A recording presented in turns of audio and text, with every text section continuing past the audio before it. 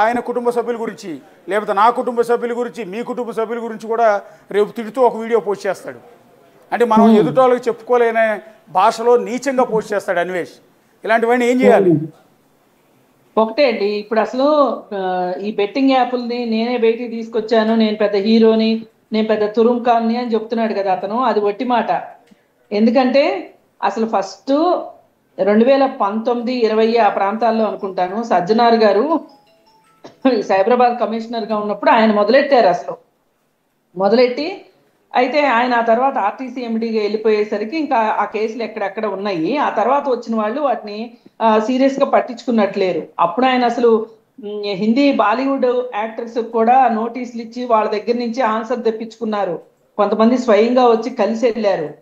ఇది అసలు betting apps దీనికి సంబంధించిన నేపథ్యం ఇది. ఆ తర్వాత ఇప్పుడు మన ప్యానెల్లోనే మాట్లాడబోతున్న యువ సామ్రాట్ 7-8 నెలల క్రితం హర్ష సాయి మీద బయటికి తీసుకొచ్చారు.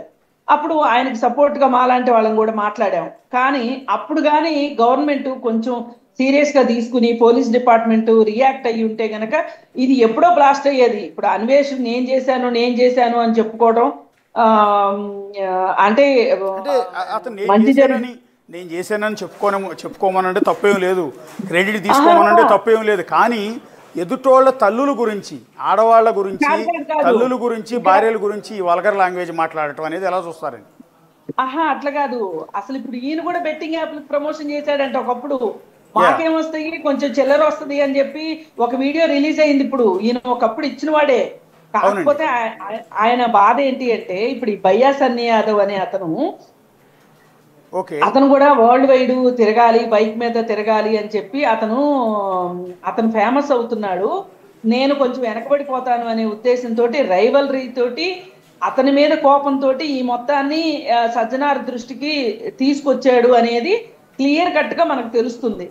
అతని మీద కక్ష కట్టినట్టు అతని తల్లిని నాకు బెట్టింగ్ యాప్స్ ప్రమోషన్ లో డబ్బులు వస్తున్నాయి కాబట్టి నేను చేస్తాను అని అతను అనగానే ఇమ్మీడియట్ గా ఇతను రియాక్ట్ అయిపోయి అలా అయితే అసలు ఇదెందుకు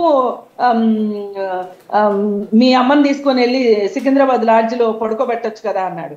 అసలు నేను ఒకటే అడుగుతున్నానండి, ఇమ్రాన్ తల్లి గురించి మాట్లాడడానికి కానీ ఇతని తల్లి గురించి కానీ మాట్లాడడానికి అసలు ఈ నా అన్వేషు ఆయనకి నోబెల్ ప్రైజ్ వస్తే కూడా ఆయనకి ఆడవాళ్ళ గురించి ఈ విధంగా నీచంగా మాట్లాడే హక్కు లేదండి. ఇది ఫస్ట్, ఇది లెట్ మీ క్లియర్ అనమాట. ఇందులో ఆయన ఇప్పుడు ఈ యాప్ల గురించి బయటికి తీసుకొచ్చాడు అని ఆయనకు ఒక గండపెండేరు వేసేసి ఆయన ఏదో ఎక్కడో తీసుకెళ్లి కూర్చోబెడుతున్నారు అని అనుకుంటున్నారు. కానే కాదు, ఆయన కూడా బెట్టింగ్ యాప్లు చేశాడు.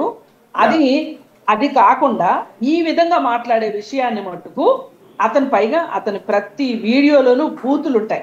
ఆ బూతులు వినేవాళ్ళు కూడా ఎందుకు వింటున్నారు అని ఆలోచించాలి మనం. ఇప్పుడు ఎందుకండి కృష్ణకుమార్ గారు మీరు ఒక తల్లి, మీరు ఒక మహిళ, మీ ముందు ఆ వీడియో ప్లే చేయాలంటే సిగ్గేస్తోంది. అందుకని ఆ వీడియో కూడా ప్లే చేయట్లేదు. కొద్దిసేపటికి ఒక వీడియో పోస్ట్ చేశాడు. ఆ వీడియో అయితే అత్యంత దారుణం అండి. అది ఎంత దారుణం అంటే ఇప్పుడే కొద్దిసేపటి క్రితం ఏదో బ్లాస్టింగ్ న్యూస్ ఇవ్వబోతున్నాను నేను టాలీవుడ్ ఇండస్ట్రీకి సంబంధించి అంటూ ఒకటి క్రియేట్ చేసుకున్నాడు. ఆ వీడియో పోస్ట్ చేశాడు. ఆడియో ప్లే చేయట్లేదు మేము. అది వినగానే నిజంగా చెవుల్లోంచి రక్తం వచ్చింది మాకే. అంత దారుణమైన భాష, అంత చండాలం కాదండి. అతను ఒక పర్వర్టెడ్ ఫెలో. Perverted fellow. మానసిక సమస్య ఉందేమో అనిపిస్తుంది. ఎందుకంటే ఈ డబ్బును చూసిన తర్వాత, ఈ ఫాలోయింగ్ చూసిన తర్వాత ఒక రకమైన పిచ్చ ఏమన్నా పెరిగిపోయిందేమో, మెంటల్ కండిషన్ దెబ్బతిందేమోనని నేను ఒక డెమీ గార్డ్ని అనుకుంటున్నాడండి అతను. ఆ ఉద్దేశంలో నేనేం మాట్లాడినా కరెక్ట్ అవుతుంది, నన్ను వ్యతిరేకించే వాళ్ళు లేరు, ఇప్పుడు నన్ను అందరూ బెట్టింగ్ యాప్స్ బయట పెట్టాను అని నన్ను దేవుళ్లాగా కొలుస్తున్నారు అని చెప్పి అనుకుంటున్నాడు. ఇవన్నీ ఒట్టి మాటలండి. అసలు అతను బయటికి తీసుకురాలేదు. అతను ఆ మంచిని అంటగట్టుకోవద్దు.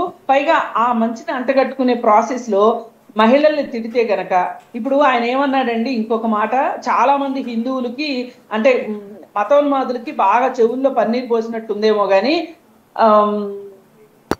అతను పాకిస్తాను అతను అని ఇమ్రాన్ అంటాడండి. అతను అసలు ఇతను ఎవరండి అంటానికి? వాళ్ళు తరతరాలుగా. ఒక నిమిషం కృష్ణకుమార్ గారు, రవి గారి దగ్గరికి వెళ్తాం, యువ సామ్రాట్ రవి గారి దగ్గరికి. రవి గారు, అంటే ఇప్పుడు నా నా డౌట్ ఏంటంటే అసలు అన్వేష్ అనేవాడి మైండ్ సెట్ కరెక్ట్గానే ఉందా, మెంటల్ కండిషన్ కరెక్ట్గానే ఉందా? ఎందుకంటే మనిషి అన్నవాడి భాష వాడతాడా అని. నేను రెగ్యులర్ గా మాట్లాడుతున్నాను. నువ్వు ఇంకొకసారి నా నోట్లో నుంచి బూతులు వినవు అని 100 సార్లు ప్రామిస్ చేశాడు. నేను అన్నాను, ఇప్పుడు నువ్వే కాదు, గతంలో నీకన్నా డబల్ స్పీడ్ లో ఇమ్రాన్ మీద నేను అలిగేషన్స్ వేసాను, నా మీద ఇమ్రాన్ అలిగేషన్స్ వేసాడు. మేము ఇద్దరం ఛానల్లో కూర్చున్నాము, బెట్టింగ్ దాని గురించి డిస్కస్ చేసాము, మాట్లాడాము. కానీ ఈ లాంగ్వేజ్ నేను ఎప్పుడు ఇమ్రాన్ గురించి యూజ్ చేయలేదు. ఇమ్రాన్ ఎప్పుడు నా మీద ఇట్లాంటి లాంగ్వేజ్ యూజ్ చేయలేదు. హర్ష సాయితో ఫైట్ చేసాము, ఇంకా చాలా మందితో చేసాము, గీతూ రాయల్ తో చేసాము, మన నల్లమోతుల దీప్తి నల్లమోతుల గారి మీద వాడాము, ఈషా గారి మీద వీడియోస్ చేసాము. అసలు ఎప్పుడు ఎక్కడ ఒక ఇది ఎట్లా అయిపోయింది అంటే ఆబ్జెక్టిఫైయింగ్ అయిపోయింది. ఎంతో ఖర్చు పెట్టుకొని ఎవరిని అంటే ఎక్కువ వ్యూస్ వస్తాయి. ఇప్పుడు ఆబ్వియస్ గా నన్ను మిమ్మల్ని అన్నారు అనుకోండి, ఇప్పుడు అసలు వీళ్ళకి ఒక ప్యానెల్ ఉంటుందండి. ఇప్పుడు ఈ ప్యానెల్లో ఏం చేస్తారు అంటే, ఇది ఎవరు చేయిస్తున్నారో కూడా నాకు పేరు తెలుసు, వాళ్ళ అడ్రస్ తెలుసు, వాళ్ళ పైసాజికం తెలుసు. వాళ్ళు ఏంటి అంటే, ఇప్పుడు కృష్ణ కుమార్ గారు మొన్న ఒక ఛానల్లో లైవ్ లో ఉన్నారు. లైవ్ లో కూర్చొని ఆవిడ ఒపీనియన్ చెప్పారు, అన్వేష్ గురించి ఆవిడ ఒపీనియన్ చెప్పారు. అందులో అసలు పొల్లు అంటే ఒక 0.01% కూడా తప్పులేదు. అలాంటి ఆవిడ్ని కింద మీరు కామెంట్ సెక్షన్ గనక ఓపెన్ చేస్తే అసలు వినలేరు అన్నమాట. అంటే ఒక తల్లి నేను అడిగాను కృష్ణ కుమార్ గారు అంటే, అసలు ఎంత గలీజ్ మాట మాట్లాడాడంటే నేను ఆ ఆడియో మీకు వినిపించలేను, అంత గలీజ్ మాట మాట్లాడాడు కృష్ణ కుమార్ గారి గురించి. ఒక mother like symbol,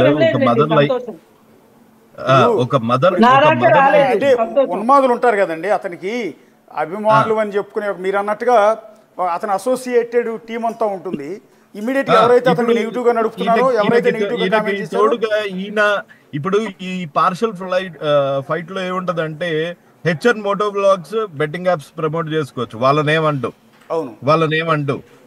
Vamsi Reddy blogs వాళ్ళనేమంటూ, తెలుగు ట్రావెల్ బ్లాగర్ వాళ్ళనేమంటూ, రైడ్ విత్ విజయ్ వాళ్ళనేమంటూ, VR Raja and VR facts వాళ్ళనేమన్నాడు. వాళ్ళందరూ బెట్టింగ్ యాప్స్ ప్రమోట్ చేసే మధు బాక్స్ వాళ్ళనేమన్నారు.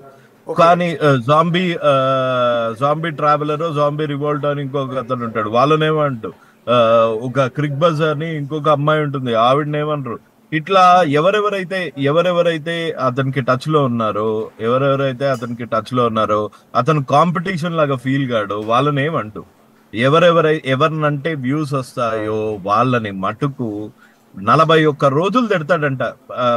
నేను అన్నాను, బ్రదర్ నువ్వు ఒకసారి చూసుకో, లాస్ట్ ఇయర్ నువ్వు భయ్యా సన్నీ యాదవ్ ని బెట్టింగ్ వంక పెట్టుకొని తిట్టావు, అంతేగాని అసలు భయ్యా సన్నీ యాదవ్ నువ్వు ఈ అప్లికేషన్ చేస్తున్నావు, దీనివల్ల